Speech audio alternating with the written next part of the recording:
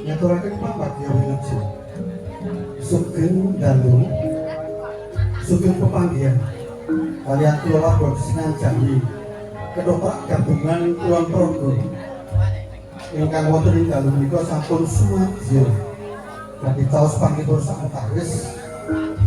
wonten ngasanipun para sutresna budaya Jawi kanjenengan ngaturaken pasugatan ingkang arupi sandiwara ketoprak Mataram. Bodene dan duka badhe ngaturaken lampahan babat Mojopahit kanthi rairaan damar lan wisuda.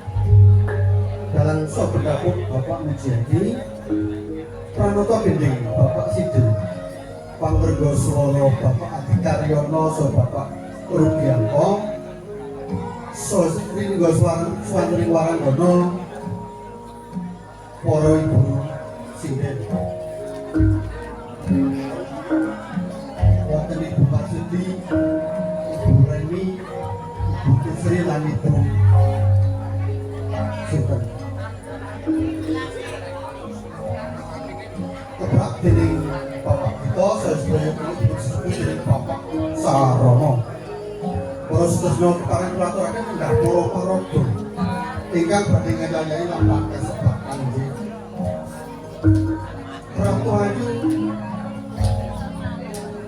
Sri Subhasi Ketonomu katinaken dening dua Bapak Wadina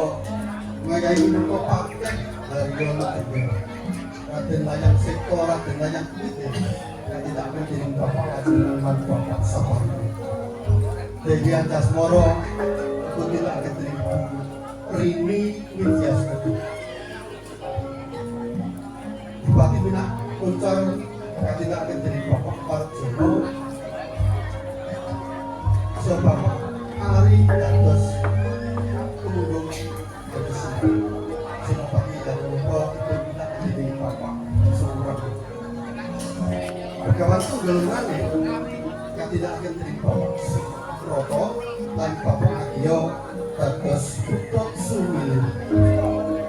Bacanganom dipun tindakan dening Bapak Gitu Tamarulan katinaken dening Mas Budha Adipati Minak Jinggo katinaken dening Bapak Cemijo lan Bapak Tukiono ngayahi minangka Patih Angkat Patih Angkat dipun tindakan dening Bapak Sudiyo Dayun dan Iko sinten malih menawi boten Bapak Cito Dewi Waito Pujangan katinaken dening Ibu Purwanti Sri Guru Marsita BST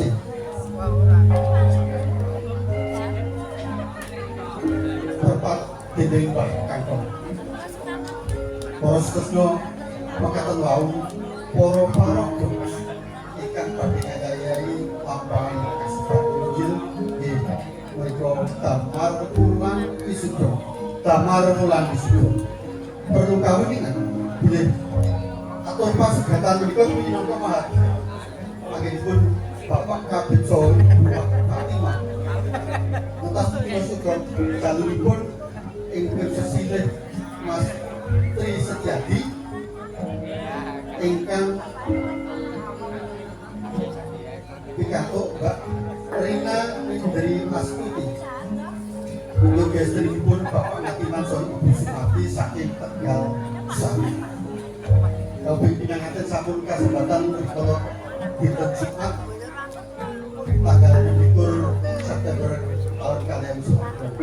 Saking donga pangestunipun para sedherek lampahipun kabeh pinanganten lumpah rancak lir ing sambe kala. Saksuwe ngideng pambuka seni pagelaran ketoprak Mataram wonten ing kalih wonten ing Badekan. Kula sak rombongan sedaya ketoprak gabungan kelompok yo tak baik donga pangestu. Mugi-mugi anggenipun sami ngayahi sesabanipun dalem menika tansah rancak lir ing sambe kala. Ing wasana sugeng hamir sani ngantos pepaning cariyos samanten kanthi syukur raning tegal lur